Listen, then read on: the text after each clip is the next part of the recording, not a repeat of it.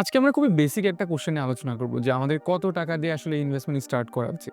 আচ্ছা, এটার বিভিন্ন ধরনের অ্যান্সার আছে, আপনারা ইউটিউবে সার্চ করলে পাবেন। বাট আমি এখানে আজকে আমার নিজের যে থট প্রসেস এটা আপনাদের সাথে শেয়ার করতেছি। আমার মতে আপনার অন্তত এত টাকা দিয়ে ইনভেস্ট করা উচিত যাতে আপনার অ্যানুয়াল যে বিও অ্যাকাউন্টের ফি আছে সেটা যাতে উঠে আসে। এখন আমাদের বিও অ্যাকাউন্টে অ্যানুয়াল ফি কত? ৳১৫০। তার মানে আপনার ১ম এ এত টাকা ইনভেস্ট করা উচিত যাতে আপনার ইনভেস্টমেন্ট থেকে ডিভিডেন্ড হিসেবে, প্যাসিভ ইনকাম হিসেবে অন্তত ৳১৫০ বেশি আসে। যাতে আপনার যে অ্যাকাউন্ট আছে সেটা কখনো নেগেটিভে না যায়। আচ্ছা, এটাতে গেল ফার্স্ট গোল। এরপরে আপনার গোল হওয়া উচিত যে আমি বছরে ৳৩৬৫ ডিভিডেন্ড পাবো, এই পরিমাণ স্টক কেনা উচিত। তাহলে আপনার প্রতিদিন ৳১ প্যাসিভ ইনকাম থাকতেছে। আপনি এইভাবে দিনে ৳১ থেকে ৳২, ৳৩, ৳১০ এইভাবে আপনি আপনার প্যাসিভ ইনকাম হিসাব করে আপনি এইভাবে স্টক কিনতে থাকবেন। সো ১ম এ আপনার এত পরিমাণ স্টক অন্তত কেনা উচিত যাতে আপনার বিও অ্যাকাউন্টের ফিটা অন্তত ওঠে। এই টাকা দিয়ে অন্তত শুরু করা উচিত।